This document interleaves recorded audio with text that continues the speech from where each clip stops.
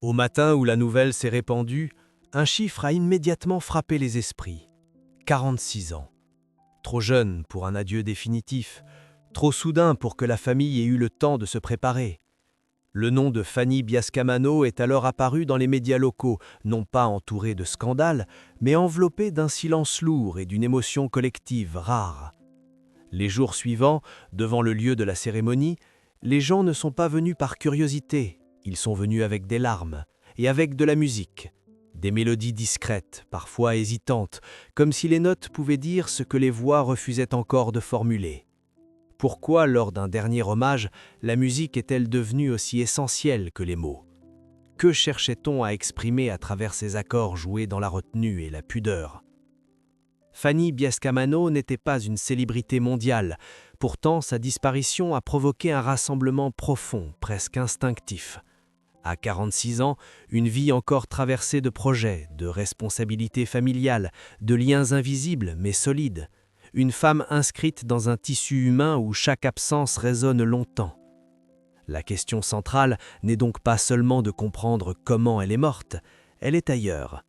Qu'est-ce qui, dans la vie de Fanny Biascamano, a transformé ses funérailles en un moment de communion, où la musique et les larmes ont raconté une histoire que personne n'avait jamais vraiment osé raconter? Avant que son nom ne soit associé à une date de décès, Fanny Biascamano existait avant tout dans un cadre que les journaux décrivent rarement, celui d'une vie ordinaire, dense, traversée de responsabilités et de liens humains profonds. Rien, à première vue, ne destinait son parcours à devenir un sujet public. Et pourtant, c'est précisément cette normalité, ancrée dans un quotidien partagé avec les autres, qui a donné à sa disparition une résonance si particulière. Dans son entourage, Fanny était décrite comme une présence stable, une femme connue pour sa constance, son sens du devoir familial, mais aussi pour une sensibilité que beaucoup associaient à la musique. La musique n'était pas nécessairement un métier ni un instrument de reconnaissance sociale. Elle était plutôt un langage intime, un espace de respiration. Dans certaines familles, elle accompagne les repas, les fêtes, les moments de fatigue ou de joie.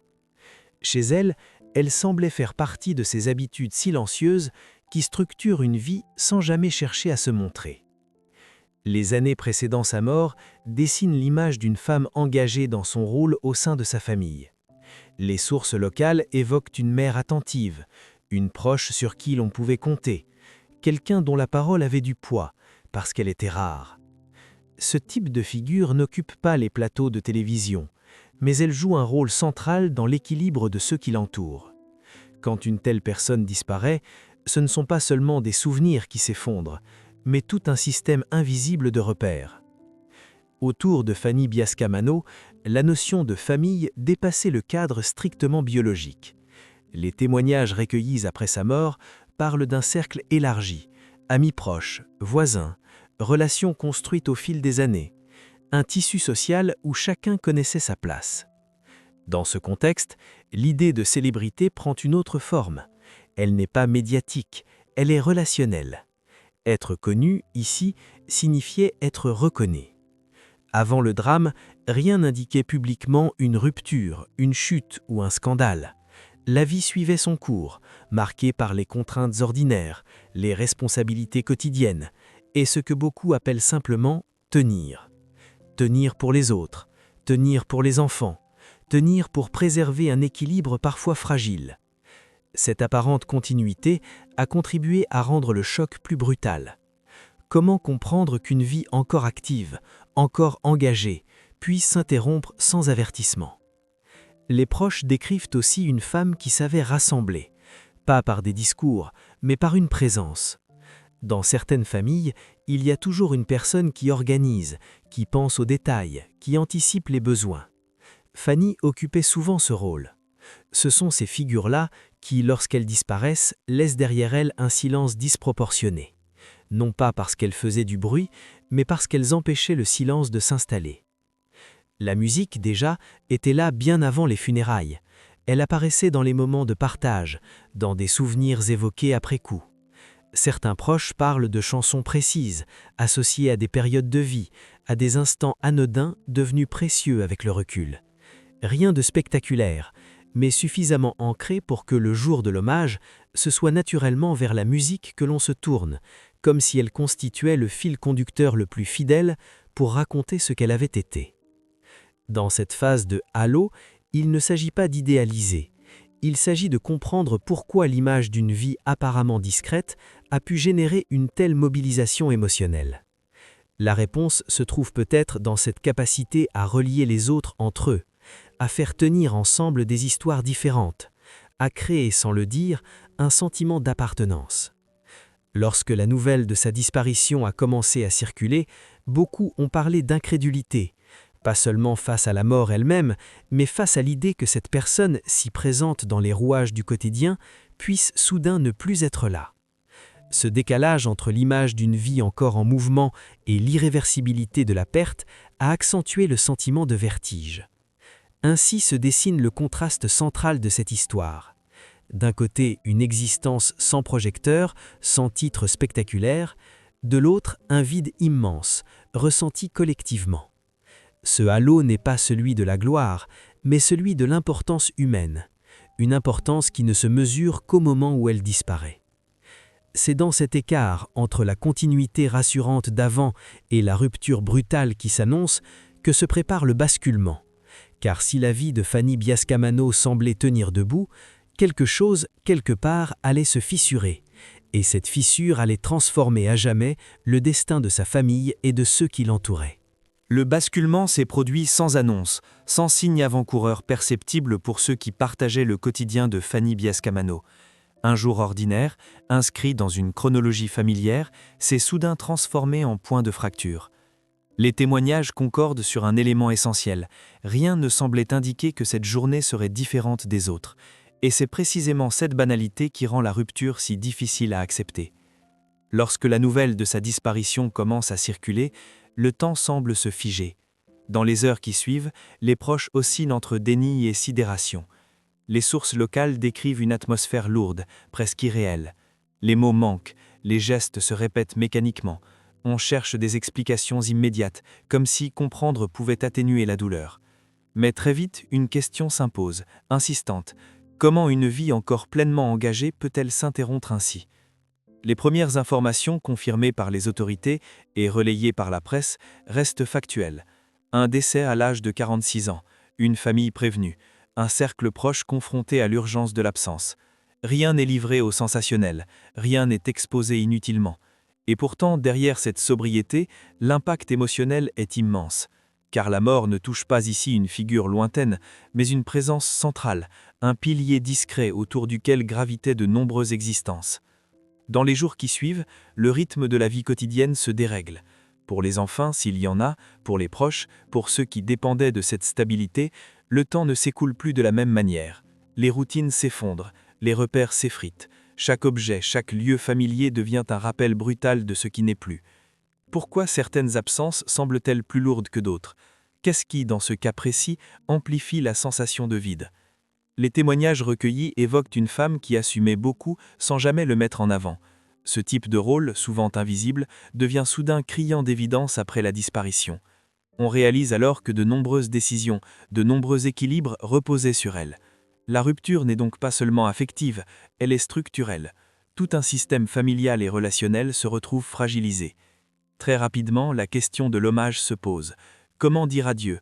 Comment rendre compte d'une vie qui n'a jamais cherché la reconnaissance publique ? C'est à ce moment précis que la musique refait surface, non comme un choix esthétique, mais comme une nécessité. Les proches parlent d'un réflexe presque instinctif.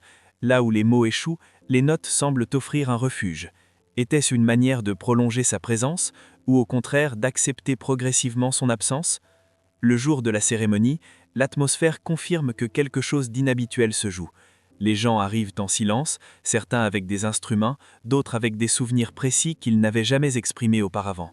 La musique ne remplit pas l'espace, elle l'accompagne, elle soutient les silences, elle permet aux émotions de circuler sans se heurter à l'indisible. Pourquoi ce besoin collectif de transformer un adieu en expérience partagée ? Ce moment marque un tournant pour la famille. Jusqu'alors, la douleur était intime, confinée à un cercle restreint. Désormais, elle devient visible, partagée, reconnue. Cette reconnaissance n'allège pas la peine, mais elle lui donne une forme. Elle inscrit la perte dans une mémoire collective. Et c'est là que la biographie individuelle commence à se transformer en récit, non pas un récit héroïque, mais un récit humain, fait de fragilité et de liens. Dans l'après-coup, les proches tentent de reconstruire une chronologie. Ils revisitent les derniers mois, les derniers échanges, les paroles prononcées parfois sans y prêter attention. Ce processus est douloureux. Chaque souvenir est réévalué à la lumière de l'irréversibilité. Avait-on manqué un signe? Avait-on sous-estimé une fatigue, une inquiétude? Ces questions, sans réponse définitive, deviennent un poids supplémentaire à porter. La presse, de son côté, reste prudente. Les articles se concentrent sur l'hommage, sur cette dimension collective du deuil, sur cette image marquante, des larmes et de la musique. Peu d'éléments sur les circonstances précises. Ce silence médiatique n'est pas un vide, il est le reflet d'une volonté de respect. Mais il alimente aussi chez le public un sentiment d'inachevé. Comprendre sans tout savoir, ressentir sans pouvoir expliquer. Pour les enfants, s'ils sont concernés, le moment de rupture prend une dimension supplémentaire. Il ne s'agit pas seulement de perdre un parent, il s'agit de voir s'effondrer une figure de référence. Les adultes autour d'eux tentent de protéger, d'encadrer, de rassurer. Mais comment expliquer l'inexplicable? Comment transmettre la continuité quand la rupture est si brutale? La musique, encore une fois, joue un rôle apaisant. Elle devient un langage accessible, moins violent que les mots. Ce troisième temps de l'histoire est donc celui de la cassure, la fin d'un avant, le début d'un après incertain. Il ne s'agit pas encore de comprendre en profondeur, ni de tirer de conclusions. Il s'agit de constater l'impact, de mesurer l'onde de choc, de reconnaître que la disparition de Fanny Biascamano ne se résume pas à un événement isolé, mais à un bouleversement durable. À partir de ce moment, une autre phase s'ouvre, celle où le deuil se transforme en interrogation, où les proches commencent à chercher du sens, où les enfants, la famille, l'entourage doivent composer avec une réalité nouvelle. Ce passage lent et complexe marque l'entrée dans un territoire plus intime, celui de la vérité, des fragilités cachées et des mécanismes invisibles qui ont précédé la rupture. Après le choc vient un temps plus silencieux. Un temps où l'agitation retombe, où les messages cessent d'affluer, où la musique se tait peu à peu. C'est dans cet espace, moins visible mais plus lourd encore, que la famille de Fanny Biascamano commence à affronter ce que beaucoup appellent simplement la réalité. Non plus l'événement public, mais ce qu'il laisse derrière lui. La vérité dans ce contexte n'est pas un secret spectaculaire à révéler. Elle se compose de couches successives, faites de pressions accumulées, de fatigues longtemps contenues, de rôles assumés sans relâche. Les proches parlent d'une femme qui portait beaucoup, parfois trop. Pas par obligation imposée, mais par une forme de responsabilité intériorisée. Être celle qui tient, celle qui rassure, celle qui organise. Cette posture, valorisée socialement, cache souvent une solitude profonde. Peu à peu, les témoignages dessinent un portrait plus nuancé. Derrière la stabilité apparente, il y avait des moments de fragilité, des instants où la charge émotionnelle devenait lourde. Rien qui, vu de l'extérieur, aurait alarmé immédiatement. Mais rétrospectivement, certains proches évoquent des signes discrets, une fatigue persistante, un retrait ponctuel, une manière différente d'écouter la musique, comme si elle servait à apaiser quelque chose de plus profond. Pourquoi ces signaux passent-ils si souvent inaperçus lorsqu'une personne continue d'assumer son rôle? La famille se retrouve alors confrontée à une double épreuve. D'un côté, le deuil classique, avec ses étapes connues, la tristesse, la colère, l'incompréhension. De l'autre, une remise en question plus intime. Aurait-on pu agir autrement? Avait-on suffisamment regardé, suffisamment entendu? Ces interrogations n'accusent pas, elles s'installent comme une rumeur intérieure, difficile à faire taire. Pour les enfants, cette phase est particulièrement délicate. Ils doivent composer avec l'absence tout en reconstruisant une image cohérente du parent disparu. Il ne s'agit pas seulement de se souvenir des moments heureux, mais aussi d'accepter que la personne aimée ait pu porter des fardeaux invisibles. Cette prise de conscience est souvent douloureuse. Elle oblige à grandir plus vite, à intégrer des nuances que l'enfance n'est pas toujours prête à accueillir. Les adultes autour d'eux tentent d'accompagner ce processus. Certains choisissent de parler, de mettre des mots sur ce qui peut l'être. D'autres préfèrent le silence, par protection ou par incapacité à formuler. Ces différences de posture créent parfois des tensions. Comment partager une vérité qui n'est jamais entièrement formulable? Comment respecter le rythme de chacun sans fragmenter davantage la cellule familiale? Dans ce contexte, la musique continue de jouer un rôle discret, mais central. Elle n'est plus celle de la cérémonie, ni celle du rassemblement public. Elle devient intime, écoutée seule ou à plusieurs, sans commentaire. Certains proches racontent que certaines chansons prennent désormais une signification nouvelle. Elles ne renvoient plus seulement à des souvenirs, mais à une tentative de compréhension, comme si à travers elles, on cherchait à dialoguer avec ce qui ne peut plus répondre. La vérité ici n'est donc pas un point final, c'est un chemin fait d'acceptation progressive, accepter que l'on ne saura jamais tout, accepter que l'on n'ait plus aimé quelqu'un sans percevoir l'ensemble de ses combats. Cette reconnaissance n'enlève rien à l'amour, elle le rend plus complexe, plus adulte, parfois plus douloureux. Du côté de l'entourage élargi, la prise de distance se perd différemment. Les amis, les connaissances, ceux qui faisaient partie de ce tissu social autour de Fanny Biascamano doivent aussi redéfinir leur place. Certains s'éloignent, incapables de faire face à la perte. D'autres se rapprochent, cherchant à maintenir un lien, à préserver une mémoire commune. Cette redistribution des rôles est une autre conséquence silencieuse du drame. La presse, à elle, s'efface presque totalement à ce stade. Le temps médiatique est passé, mais le temps humain, lui, continue. Dans l'ombre des articles, la famille reconstruit, lentement, un quotidien différent. Chaque décision devient plus lourde, chaque fête, chaque absence rappelle ce qui a été perdu.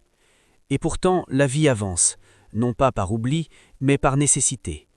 Ce quatrième mouvement révèle ainsi une vérité essentielle. Ce qui brise une famille n'est pas uniquement la mort, mais ce qu'elle met en lumière, les déséquilibres, les silences, les attentes non formulées. Dans le cas de Fanny Biascamano, la vérité n'est pas accusatrice, elle est humaine. Elle parle de la difficulté à être fort en permanence, du coût invisible de la responsabilité affective et de la fragilité qui peut se cacher derrière une apparente solidité. À mesure que cette vérité s'installe, une autre question émerge. Que faire de cet héritage émotionnel? Comment transformer la perte en quelque chose qui n'écrase pas l'avenir? C'est cette interrogation, tournée vers le futur, qui ouvre la dernière partie du récit. Une fin qui n'en est pas vraiment une, mais une tentative de donner un sens durable à ce qui s'est brisé. Avec le temps, la douleur change de forme. Elle ne disparaît pas, elle se déplace. Elle devient plus silencieuse, plus diffuse, mais aussi plus présente dans les détails du quotidien. Pour la famille de Fanny Biascamano, l'après ne se construit pas sur l'oubli, mais sur une tentative fragile d'équilibre. Vivre avec l'absence sans que celle-ci définisse entièrement l'avenir. Dans les mois qui suivent, chacun cherche sa propre manière d'avancer. Certains se replient, trouvant dans la discrétion une forme de protection. D'autres ressentent le besoin de parler, de transmettre, de maintenir vivante la mémoire de celle qui occupait une place centrale. Aucune de ces réactions n'est plus juste qu'une autre, elles traduisent simplement la diversité des chemins du deuil. Pourquoi attendons souvent des familles endeuillées qu'elles réagissent toutes de la même façon? Pour les enfants, si l'on en croit les témoignages indirects de l'entourage, l'héritage laissé par Fanny Biascamano est avant tout émotionnel. Il ne se mesure ni en objets, ni en souvenirs figés, mais en valeurs transmises. Une certaine idée du soin apporté aux autres, une manière d'écouter, une attention aux liens plutôt qu'aux apparences. Grandir avec cet héritage implique aussi de porter une question lourde. Comment honorer cette mémoire sans s'y enfermer? La musique, encore une fois, réapparaît comme un fil discret reliant le passé et le présent, non plus comme un refuge face au choc, mais comme un espace de continuité. Certaines mélodies deviennent des rituels, elles marquent des dates, accompagnent des moments de doute, rappellent que l'émotion peut circuler sans se figer. Dans ce sens, la musique n'est pas seulement un souvenir, elle devient une transmission. Cette histoire pose alors une interrogation plus large qui dépasse le cadre d'une seule famille. Dans une société où la force et la disponibilité émotionnelle sont souvent valorisées, combien de personnes portent des charges invisibles sans jamais les nommer? Combien de femmes en particulier assument un rôle de pilier jusqu'à l'épuisement sans que leur fatigue ne soit perçue comme un signal d'alarme? La disparition de Fanny Biascamano agit comme un miroir. Elle renvoie à des réalités souvent ignorées parce qu'elles ne font pas de bruit. La fin de ce récit n'apporte pas de réponse définitive. Elle ne propose ni coupable ni leçon simple. Elle invite plutôt à une vigilance nouvelle. Regarder autrement celles et ceux qui semblent solides, écouter les silences autant que les paroles. reconnaître que l'équilibre familial repose parfois sur des épaules trop discrètes pour être remarquées. Dans cette perspective, la mémoire de Fanny Biascamano ne se limite pas à un hommage figé, elle devient un appel à l'attention, à la reconnaissance des fragilités ordinaires, à la nécessité de partager le poids des responsabilités affectives. Si son départ a rassemblé des larmes et de la musique, c'est peut-être parce qu'il a révélé, trop tard, la profondeur des liens qu'elle entretenait. La question posée au début demeure alors, transformée mais intacte. Pourquoi certaines absences résonnent-elles plus longtemps que d'autres ? Peut-être parce qu'elles révèlent ce que l'on n'avait jamais vraiment appris à voir. Dans le cas de Fanny Biascamano, ce n'est pas la célébrité qui a marqué les esprits, mais la trace humaine laissée derrière elle. Une trace faite de gestes simples, de présence constante et d'un silence qui, aujourd'hui encore, continue de parler. Ainsi, cette fin reste ouverte. Elle ne referme pas l'histoire, elle la prolonge dans les choix quotidiens de ceux qui restent, dans leur manière d'aimer, d'écouter, de demander de l'aide. Et peut-être surtout dans leur capacité à reconnaître que la véritable force n'est pas de tout porter seul, mais d'accepter d'être vu avant que le silence ne devienne irréversible.